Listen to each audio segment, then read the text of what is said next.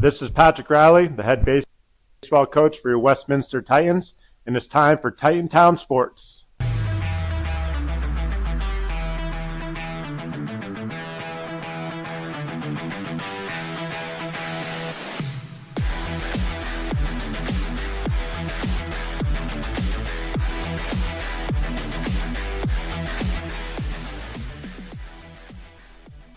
Welcome back, ladies and gentlemen. Thank you all for joining us here on Titantown Sports. It's a brand new season, a brand new year. Same faces. I'm Jordan Tate with my partner in crime, RJ Scott. RJ, how are you doing? I feel good. It's always good to be back on set doing Titantown Sports, especially with the guys started off with me and you back to back. Yeah, it's great to be back, RJ. It's also great to be back on campus. A lot of sports are in action, one of which being basketball. We're actually going to kick it over to Peyton Mel right now for a quick men's and women's basketball recap.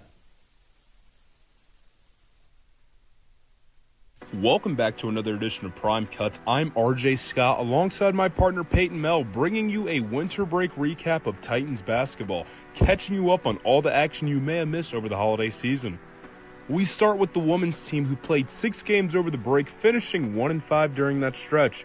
Despite the record, this is a young, improving squad that showed growth and flashes of promises.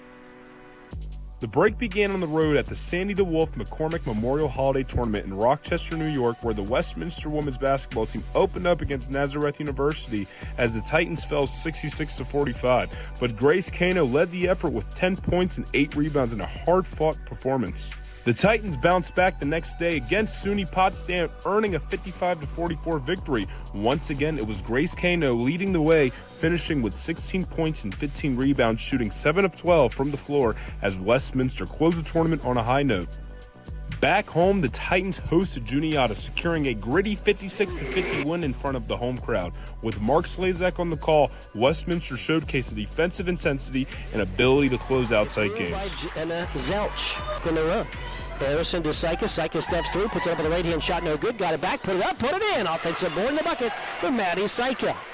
Momentum carried into the next home matchup against Capital University, but despite 4 players scoring in double figures, the Titans came up short in a 75-65 loss. Katie Morrow led the way with 16 points, knocking down 3 triples. Entering PAC play, Westminster traveled to Grove City for a tough matchup with the Wolverines. The Titans battled but dropped the contest 78-64, with Mark Slazak once again on the call in a physical conference showdown. Now a team leading 30 with a right hand, put it up, put it in. Katie Grexa with her first 2. Cano foul line jumper up and good. Grace Cano. The winter break stretch wrapped up back at home against St. Vincent, a familiar PAC rival, as they've had some interesting matchups in the past. The Titans fought but fell 73-39, closing out the 6-game slate. Grexa with a shot clock at 4 to Cano, puts it on the floor, fakes, spins, hook shot, and hits it just before the buzzer. Zelch right side for Mario, step back 3 in the air, got it. They need a lot of those to get back in the game, that's the start. Dip back out front for Mario. Shot clock at 3, lob in for Cano, fake take, lefty layup up and in, just to beat the shot clock. Zelch holding the basketball, flips it left side for Mario, a long bomb 3, got it! Katie Mario nails the 3, and the Titans cut the lead to 1. That's a look at the women's winter break action. Now let's send it over to my partner Peyton Mel, who has the men's team covered. Over winter break, the Westminster men's basketball team played 6 games, 4 non-conference and 2 in PAC play, finishing 4-2 overall and a perfect 2-0 in conference. The stretch began in Michigan, where the Titans dominated Alma College, rolling past the Scots 100-64. 4 Westminster players scored in double figures, led by senior Drew Weir with a game-high 19 points. Freshman Nick Ryan also matched a career-high with 14 points. Buried by Nick Ryan, who's in the game. After Christmas, the Titans traveled to Otterbein College for the Smokey Ballinger Classic. First up was a rematch with Albion, as Westminster looked to avenge an early season loss from November. Unfortunately, the Titans fell 83-63, despite a strong performance from DJ Harrell, who led all scorers with 22 points. The following day, Westminster took on tournament host Otterbein, the 33rd ranked team in the nation per Massey ratings. The Titans led at halftime, but ultimately came up short, falling 70-61. Harrell stayed hot, pouring in 27 points and adding 3 assists. The new year opened at home against undefeated Pitt Greensburg, and Westminster continued its dominance in the matchup, winning for the 6th straight time. It's a steal for Hergenrother to Harrell, to the basket, lefty layup, up and good. Drew Weir led the way with a 22-point, 13-rebound double-double, while senior Mick Hergenrother added a huge all-around performance with 17 points, 7 assists, and 6 steals. The first PAC game of the new year began on the road at rival Grove City, and the Titans made a statement with a 65-59 victory. DJ Harrell continued his stellar play with another 27-point performance. Trey DePietro was also a force inside, scoring 15 points on 7-9 shooting and grabbing 12 rebounds. To cap off the break, the Titans took on St. Vincent College in Buzz-Riddle Gymnasium. Westminster led by as much as 16, but the Bearcats hit a shot to force a game into overtime. 3 seconds to go, ball into Ostrowski, turns, fires, hit it! He made it with 4-10. But the dynamic duo of Harrell and Weir proved to be too strong, combining for all of Westminster's points in the overtime period, leading them to victory. Now, out front for Weir, he'll try to triple, got it! And a foul to go with it! And that was a winter break recap of the men's basketball team. A lot of greatness and excitement on the hardwood for both men's and women's, RJ. Last night, actually, the men's captured a win as well as the women's. Women's won 63-61 over Franciscan, and then the men's 68-54 over Hiram. A great start to head coach David Richards' season with the Titans. Yeah, and let's not get ahead of ourselves. It definitely was Hiram, but to say the least, Titans are looking good on both ends. Coach Rosanne Scott, Coach David Richards, both doing a great job, and with all the success in the PAC, let's check out the PAC Recap. Happy New Year, Titantown sports fans. Back here for 2026 in the PAC Recap. Jacob Rhodes with you. Heading to Meadville, Allegheny versus Grove City. Isabella Antonacci hit some clutch free throws to give Grove City their first conference loss of the year. Antonacci finished with 19 points. Final score 72-67. Allegheny beats Grove City. On the men's side of things, Ryan Lang paced the Gators with 16 points, 6 rebounds, and 3 assists. Big 3 there from the left wing in the second half. Allegheny would go on to win the game 65-57, a Gators sweep in Meadville. Utter dominance from the Presidents. Visiting Waynesburg, Stelany Lucian going to be the leading scorer for the Presidents. 18 points, 3 boards, went 6 for 6 from the free throw line. The Presidents win it 73-44 against the Yellow Jackets. Now to the men's game. W&J gets the steal there. Fast break, kick out pass to Alex Acosta. Acosta cuts in for the and one opportunity here. W&J would get it done 93-63. Acosta paced the Presidents with 15 points and 9 boards. Nathan Plotner also pitched in 15 points in the 93-63 victory over the Yellow Jackets. A little third quarter turmoil for the Barons here as Franciscan trying to get the ball in. Bethany tips it. Lindsey Garrison picks it up and puts the bucket in before the end of the third quarter. Garrison would have 18 points for the Bison. Kaylee Potter, 17 points, 9 rebounds, and 3 assists in her own right. Bethany gets it done 80-61. It's been the Sawyer Butler show all year for Franciscan, but today going to be Carl Yonku here. Gets the dump off pass. Big body finish for the and one. Yonku would finish with 15. Sawyer Butler with 14. Franciscan got the win 89-73. An all-around effort for the Bearcats women's team against Chatham. McKenna Mayer would lead them with 9 points. Camden Basher, 8 points, 12 rebounds, and 5 assists. You see Mayer hit the elbow jumper there. St. Vincent would get it done 56-51. Prior to this and-one pass, Dev Ostrowski picked up his 4th foul. Dion Pinkett, the closer, going right at him in crunch time. Gets into the paint and gets the layup to go. 21 points on the night for Pinkett, along with 8 rebounds. Chatham keeps their PAC record positive, winning this one 87-80. It's winter time, which means snow, but Ariana White was making it rain here. Inbounds it right back to her in the corner. 5th 3 of the game there for White. Finished with 21 points. Geneva put up 100 on Teal, 100-66. The Golden Tornadoes win it. Some late game tension here. Geneva and Teal. Jonathan Berdovich to inbound. Gets it in. Gets the ball right back. Straight to the cup for the game-winning layup. 23 points on the night for the senior guard. Geneva wins it 63-61. Now kicking it back to the guys at the desk.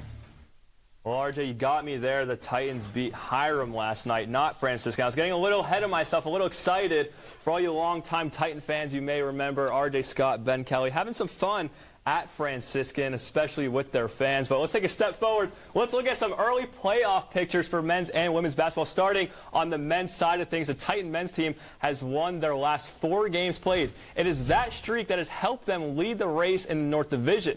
Looking across the PAC North and South divisions, no breathing room for any side, with Westminster tied for first in the North at 4-1. Hot on their tails are the Gators of Allegheny at 3-2. Grove City sits alone in 4th at 3-2, with Hiram and Teal tied for 5th at 1-5. In the South, W&J and Chatham are tied for 1st at 4-1. 3-2 Franciscan will look to level up Saturday against the Titans. RJ, do you want to tell us about the women's? Well, yes, I can. On the women's side, Westminster tied Hiram for 3rd with the win last night. Both teams are chasing Grove City and Allegheny, who are tied for 1st at 4-1. St. Vincent and W&J are the only unbeaten teams in the PAC, both in 1st at 5-0 in the South Division. They hold a 2-game lead over 3rd place Bethany, and 6th place Franciscan looks for its first conference win of the season when they host Westminster at 1 p.m. Coverage starts at 12:50 on Titan Radio and YSN. RJ, as we mentioned earlier in the show, a couple minutes ago, actually, the Titans did pick up wins yesterday against Hiram. We were able to speak with Coach Scott and Coach Richards. Let's take a look at what they had to say about their big wins. And I'm here with head coach, Coach Rosanne Scott. Coach Scott, big win tonight, nail-biter to the end. Just tell me what it took. What were we down? 11, 10, and they just kept fighting, you know, and getting stops. I thought Maddie and Brush did a good job coming in, getting things started for that run.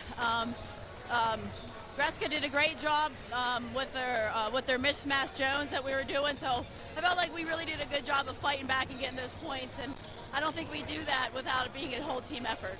And, you know, whole team effort, obviously, but Katie Grexa really stepped up tonight. 17 points, no three-pointers, by the way, all post work, all, like I call it in basketball, the blue-collar work. What would you have to say to her right now? Oh, I mean, she just fought through it. I mean, she got 2 fouls in the first half, so, you know, but she came and played some great defense for us, but then, you know, kind of read the zone. We kind of, like, just get at the high post and then read what you could read, take it, and then she was able to get some good looks. Well, major bounce back from last week, Coach. Thank you so much. Congratulations once again, and have a great night.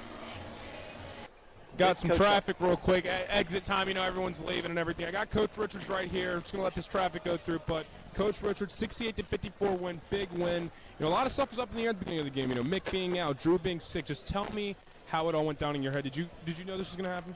Well, I mean, we always think we're going to win the game, but I thought a lot of guys stepped up and played good minutes. I think we played 11 guys tonight, so everyone contributed in their own way. The second half, we made plays we needed to. I wish our defense was a little better in the second half. Thought we allowed them to get too many clean looks in the second half, but pleased with our effort. Yeah, and Nick Ryan, freshman, stepping up big tonight. I mean, Nick, just tell me how it felt for you. You know, being in a position where you just kept scoring automatic, all-time leading scorer too. What did it feel like to be in that groove? Yeah, you know, it definitely feels good to be in that groove. Like you said, you know, I'm used to scoring a lot, but I got to step into a different role this year. I got to rebound more. I got to, you know, pass the ball, don't turn it over. But, I mean, it's just nice to know, you know, I can still score and step up if need be. And would you say that selfless play has led you to these opportunities to score? Doing your other parts opens that opportunity up for you? Well, yeah, absolutely, because, you know, if I'm going to play unselflessly, I think I'm going to get more minutes, and being able to get more minutes creates more opportunities to score. And Coach Richards, I'm sure you're proud of him stepping up young. Like he said, he's doing everything else, but he's also scoring. What could you say to him? Yeah, Nick's been playing great. You know, he's one of the guys that probably gets coached the hardest in practice, right? But he's been great the past few games. You know, he's a guy that we look to guard some teams' best players. He's a guy that we look to create extra possessions by offensive rebounding. You know, he's been great the last few games. All right, thank you guys so much. Congratulations on the win and the player of the game. Have a good one, fellas. Thank you. Great poise there by the players last night to come out with a victory, and coaches with nothing but great things to say about their players, RJ. One player we know very well, DJ Harrell, we've heard a lot about him, but RJ, you want to tell us a little more about the women's players that might stand out more than the rest? Yes, indeed. Grace Cano, phenomenal game last night. 17 points, 6 rebounds. Absolutely great. Katie Grexa had 17 points as well. 16 rebounds, by the way, a double-double. Both of them pretty much, you could say, shared the player of the game. I mean, they're playing phenomenal, hitting on all cylinders. A young team as well. You truly love to see it. Yeah, the two leading scorers for men's and women's. Dennis Jones, Emily Tallis, going to take us through that. I'm here today with Grace Cano. Grace, can you tell us a little bit about your 16-point game last Sunday against St. Vincent and how that momentum feels coming into your next game? I know it wasn't the best game, like, team-wise, but I do want to say that me scoring the points and like anything that I do on the court is because of my teammates, because I know KO, Bella, Brush, like anybody on the team, they have really good passes inside. That's where most of my points come from inside, like the post moves, and I had a couple like short jumpers, but a lot of them were assists from my good teammates. Throughout your past 5 games, you're averaging 13 points per game. How's it been feeling? It's pretty good to see all the hard work pay off, but like I said, it's a lot for my teammates, and it all starts in practice. The coaches are very encouraging, and so are my teammates, and I really couldn't do it without them. You're having a phenomenal season, shooting about 47% from field goal and about 58% from free throw line. What is feeling the going? I think I just need to keep the momentum going. We have some tough competition this week, Hiram and Franciscan. We continue to have tough competition. Last week was Grove City and St. Vincent. Even though games didn't go exactly how we wanted, I think we can use the games that I've had and the ones that my teammates have had, and like just keep pushing forward into the next ones. 2 quick questions here. All the fans want to know: will you attempt a 3 this season?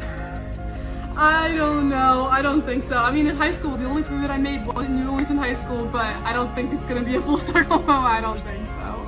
And how's it feel? You had 15 rebounds earlier this season, but you still trail your sister Nina, who had 19 as her career high. I have been reminded about this, and I'm like, that's my goal. After Kevin asked me, he was like, how do you feel about still trailing Nina? I was like, I'm going to get there. That's my goal until I graduate. All right, thank you, Grace, and good luck. I'm Dennis Jones, and that was Westminster Titans leading scorer, Grace Cano. Next, we're going to swing it over to the gym and hear from DJ about how his season has been going and how his transfer here and his teammates have really been motivating him to become the leading scorer for the Westminster Titans. The support is huge, man. Like I said, it just builds confidence just knowing there's people in the back rooting for you and the people that you're on the court rooting for you. It just brings you more energy when you're playing. Like, it's a different type of feeling. If you're not on the court playing, you won't be able to like feel how I feel in those pivotal moments of the game where we like, yo, we need a score, we need, yo, DJ, I need you to step up and do this. Like, they're looking for me.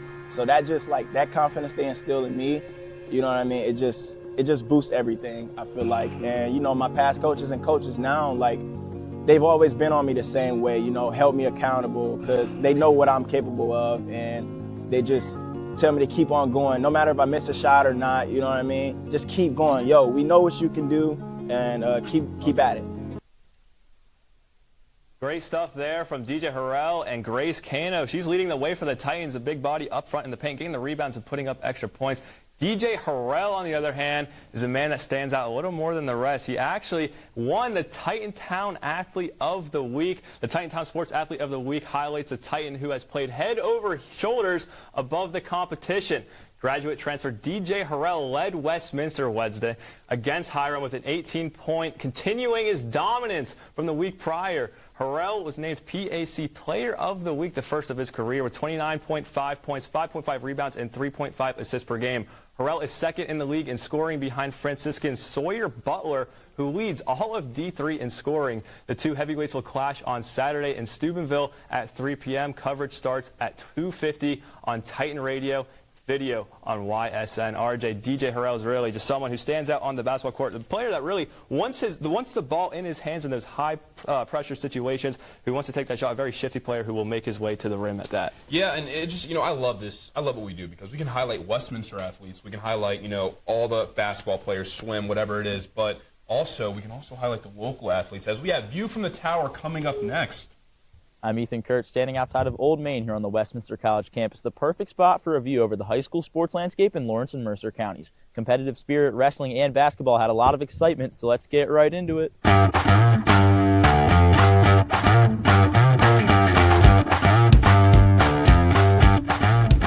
Neshannock's competitive spirit program advanced to the PIAA championships and took home a silver medal at 2A large varsity.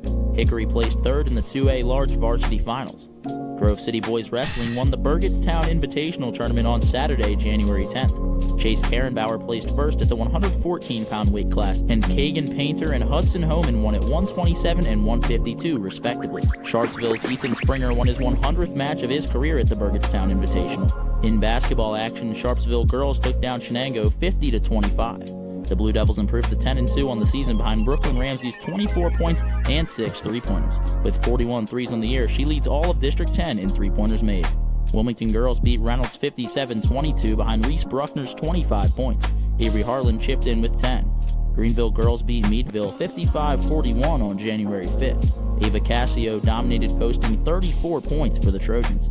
Slippery Rock girls took down Franklin 53-38, with Madison Romanovich tallying 27 points and hitting the 1,000-point milestone. Sharpsville boys beat Reynolds 63-35. Peyton Lee dropped 17 points, and Chad Kimpan had a 13-point, 10-rebound double-double. Tristan McCracken's 26 points led the way for Mercer as the Mustangs took down Union City 78-51. For more high school sports news, follow us at WCN247 on Instagram, Facebook, and X. That's all on high school sports from now. I'm Ethan Kurtz. That was the view from the tower. Let's return to the desk here on Titantown Sports. What a great segment. View of the Tower, always highlighting the local prowess around this area. Lawrence County, Mercer County, whatever it is, we got it for you. But going down to Pittsburgh. In the Pittsburgh basketball scene, North Catholic coach Jim Rocco recorded his 400th win on Tuesday, topping Deer Lake's 80-67. Rocco's 400 wins span across Penn Hills and Penn Trafford prior to the historic tenure at North Catholic. Brandon Pickett led the Trojans with 23 points. He was one of 3 North Catholic players in the double digits, with Brady Trout tallying 11 and Jake Rotman. The Trojans are 10-4 overall, and the win over Deer Lakes boosted North Catholic to a 4-1 conference record. They are second in Section 1 of WPIAL. Class 4A NC is back in action against conference opponent Harrell. Yeah, RJ, and while we're on the topic of being in Pittsburgh, we're actually going to stay there. A familiar face a lot of Titans may know, Qa'Lil Goode, his younger brother. Titan fans quickly became familiar with the name Qa'Lil Goode over the fall season. The first-year quarterback was named Newcomer of the Year and led the Titans to the Extra Points Bowl Championship. While most of the Titan fans know his name, it's time to get familiar with his brother, Qa'Lil, still a student at Aliquippa High School. Also a football star in his own right, Qa'Lil had a 100-yard pick six in the Whitfield playoffs against Oil City. RJ, known on the field, of course, but also formidable on the hardwood. This week, Aliquippa took down Elwood City 79-51. Good led the Quips with 18 points, guiding the Quips to a record of 8-3, 5-1 in conference. Quinton was part of the 2024 state championship team. No doubt Qa'Lil looks to make the trip back to Hershey. First, the Quips need to take down undefeated Mohawk, who tops Class 3A Section 1. And speaking of, isn't it a blessing we get Cheese and we get his brother potentially? His younger brother, you never know. But the pipeline runs deep. But speaking of Mohawk's Bobby Fadden put his name in the history books on Wednesday night with a 30-point performance to give him 2,000 career points. He is just the 42nd player in Whitfield history to accomplish the 2,000 mark. If the historic point record was not enough, Fadden broke the barrier with a buzzer beater heading into halftime. That was quite the shot, to be honest. I saw it last night during the game. It took my attention off the game I was calling. That's how good it was, Jordan. 2,000 points on the same night, RJ. The same night you hit a buzzer beater? I mean, it doesn't get much better than that. But, let's take a break from all this reading and memorizing. Let's have some fun. It's time for Titantown Sports Trivia. RJ, you want to take it away? Yes, I will. Which legendary Titan coach led both Westminster and rival Geneva to the national playoff? RJ, if you had to guess, who are you going with?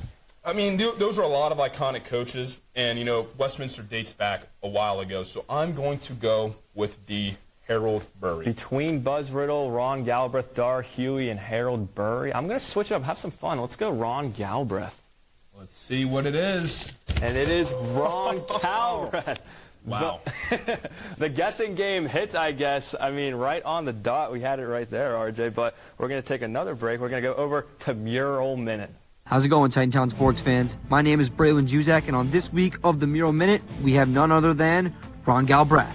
Galbraith was a coach and a player for the Titans. During his coaching tenure, he piled up a 448 and 206 record, and 18 of his 25 Westminster teams qualified for postseason play. Not to mention, he made the NAIA Finals 3 times. Galbraith was also lethal on the floor as a player. During his playing days at Westminster, he earned back-to-back All-America honors in 1961 and 62. His 1,586 career points at Westminster ranks 4th all-time. Galbraith also coached the Geneva women's basketball team in 2002.